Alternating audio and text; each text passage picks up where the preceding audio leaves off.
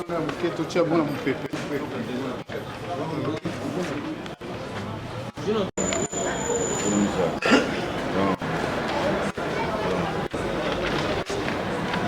on va présenter les choses.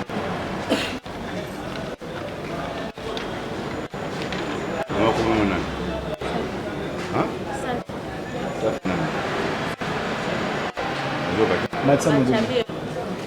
Safi Machabil. Safi Machabil. Au bout de la nuit, ça? Vous avez un bout à bout. 5 ans. Tant à grave.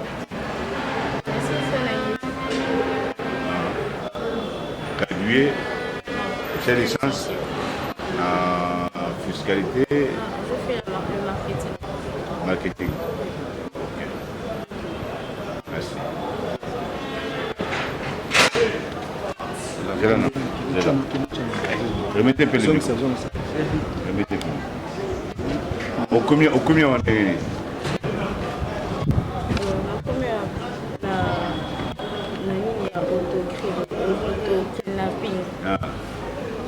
Auto-kidnapping.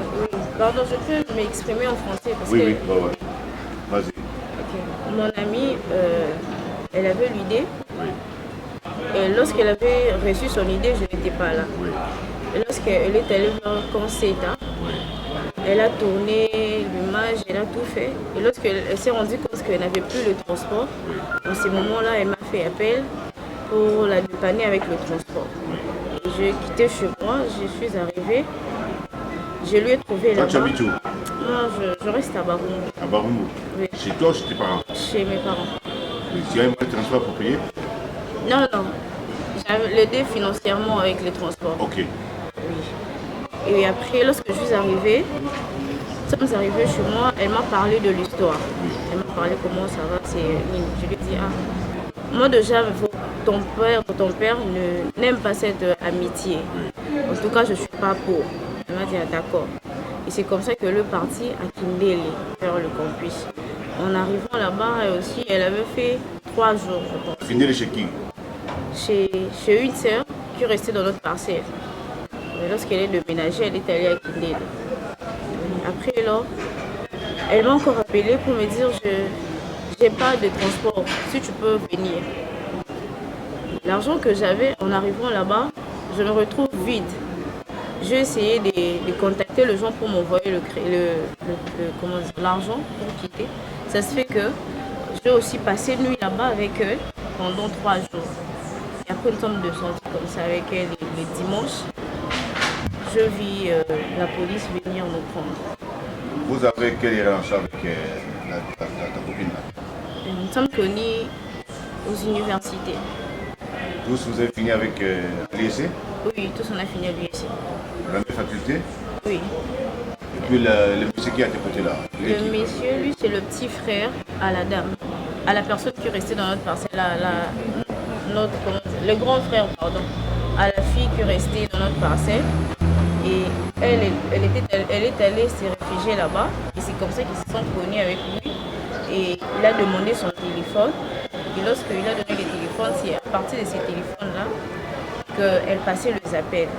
Et lorsque les agents de recherche, ils ont repéré les téléphones, c'est comme ça qu'on l'a amené ici.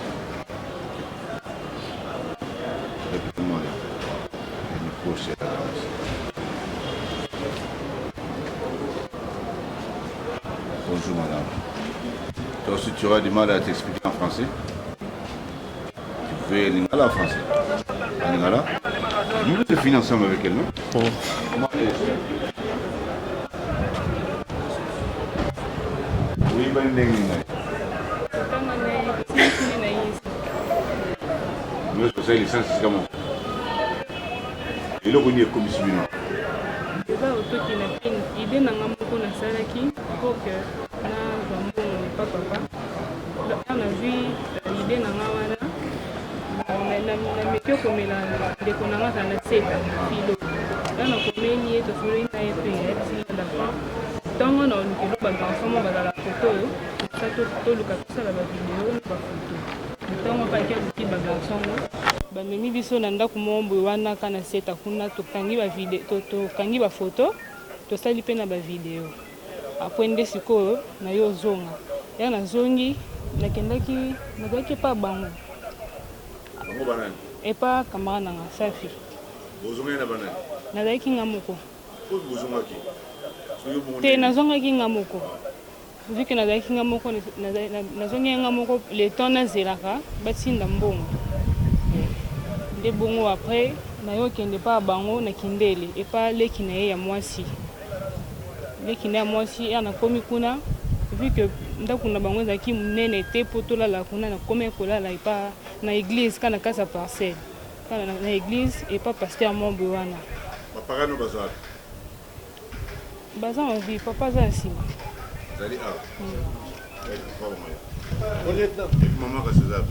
mama aza na kankokolo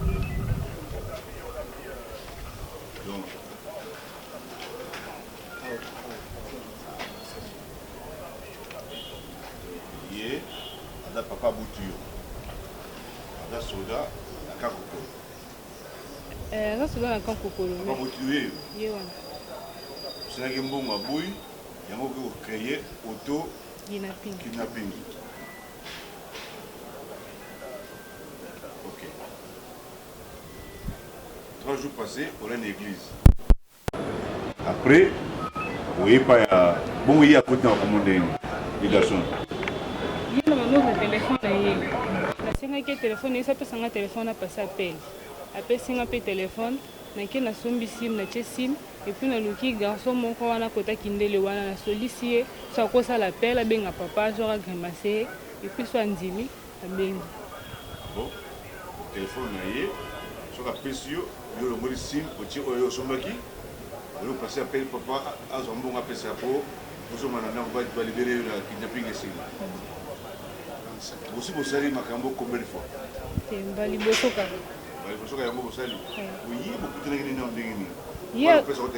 yaza bisika nakendaki na kindele wana afanda na parcelle wana epa yaya onga nakendaki komone Bénédicte ye siko aza yaya na ye siko yaya na vu ke telefone ya bandeki kolinga te nde nayebisi nga mposa nasala apele esengaki osenga telefone epa ya merveille nde nake nasengi telefone na ye etiesi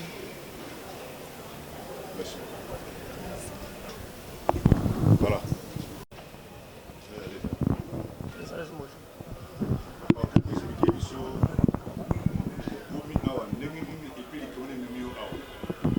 Merci mon général.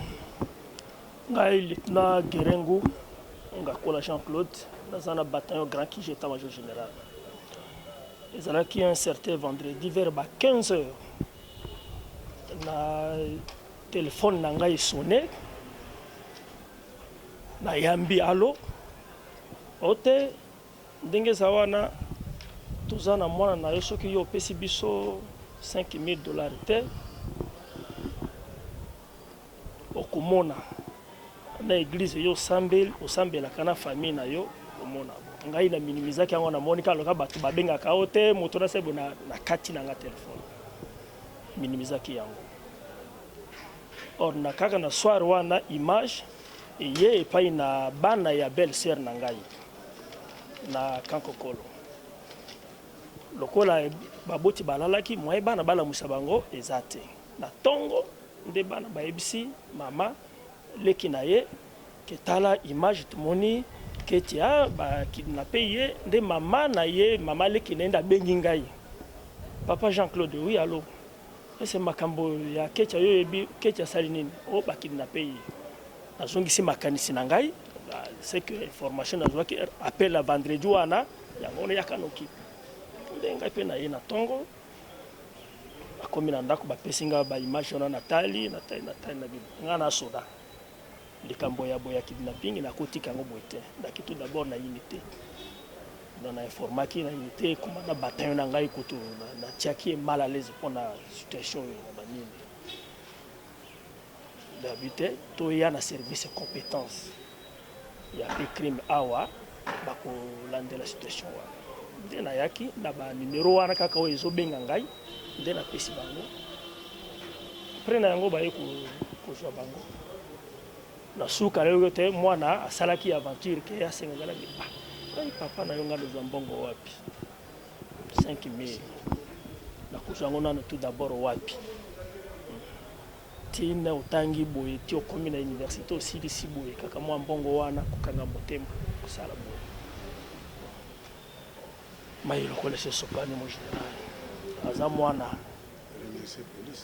en tout cas police na izalaki na souci ke na yawa po na yebi service oyo depuis 40 ans nanga na service militaire na yebi service oko banda kala barenge ke ba kombo ezo changer mais fiabilité ya service ezali na yaki et puis assurance na baninga ba militaire ba policier ba bi vana kimia lokolo zande ko na biso mwana na biso to na souci na mwana na biso to récupérer en tout cas félicitations mon général pour la mosala nyonso salami awa nasengi kaka pe bolimbisi kaka lokola papa ona mwana kaka ese sopani esili moya kutika ezati pe lokola papa na ngai konzi na ngai nazalaka kimia ona kene na bendi lisusu matoi ndenge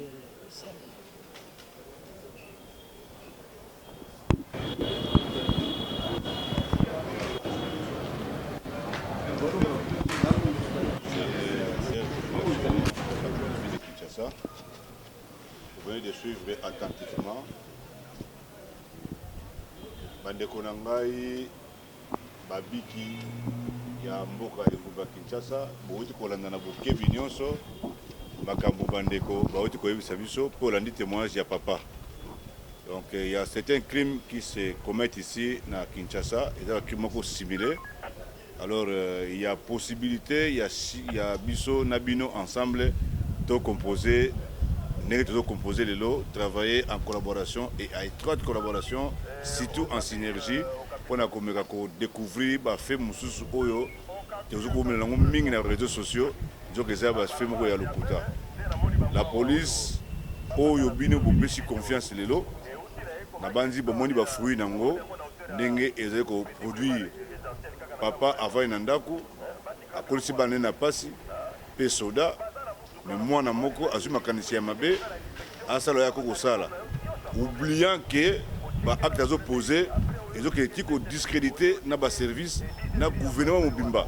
Alors c'est une population aza délaissée criminalité comme mingi na kati mboka nzokande biso mo zo créer ba crime similaire pour tous les monde pas boti na biso abandi bolandi avec intérêt ndenge ni bana ba s'expliquer bango moko ni ba komena makanisi ya ko se faire auto kidnapping ni bakangi ba photo batine ba para pour ko intimider bango bombongo ebima na banzi le reste ya mingi ya kolobezate biso tuzo continuer ko sala musana na biso ya ko batela bato pe biloko na bango na ko senga na population nyonso ya mboka Kinshasa et sika yo yebi mabe ezali ko bombela biso te tozali pona service na yo eza pona intérêt na yo.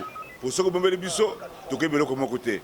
Ce que vous avez dit, vous avez dit, na biso nyonso na mandambu ya maire tozanango na makuki tozanango po yobika na kimia na banzi bokutala bilili oyo ndenge bakangaki bamikangi singa moto mususu alati bilamba ya basoda ata soda te bazokanga biso kofingisa ba homme en uniforme et pourtant population akomi koyokana na ndenge na ye pona kopebisa lokumu na bato ke na soda bakangi pesi mbongo te tokotika ete et puis ba oyo baza kotika na bikila oyo baza kolika ko changer te bali kotia kolia simbongo na sima na bato moto ki bango bali kotoka te misala ezali bali kolika misala te kulukaka ba combine mike pona kofingisa kalango bato batika bizaleli oyo po police azana sima na bango oyo tokuta na ye tokotika ete bolekisi parce que comme na réseaux sociaux ngonga nyonso bozubilili bolakisi nzokane makambo sa makambo mabe bino bosala yango pour discréditer toute une communauté et tous les services à l'État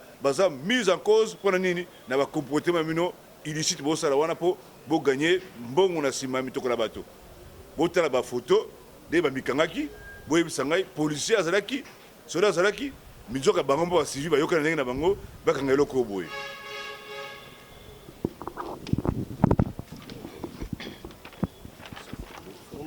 Moni bakangi boye civil à chaque ketch na bilamba mbazokyo akangi singa na monoko kwa ke bari boma siko image ya boeli tata komona la nini mwana ninga kufa dans les images alors yebisanga est-ce que pour ni ko chabiso na mala les boye réseaux sociaux lobby télévision lobby radio lobby kidnapping oui c'est là les pété to kema bokote to ko bakaka na ba criminel o ko ba désolation la kata ba cité ko boma ko bote ba moto to za na sima na bango to kotika bango ngongate ti bakotika misala wana so batiki te bakutaka la police ngonga nyonso merci.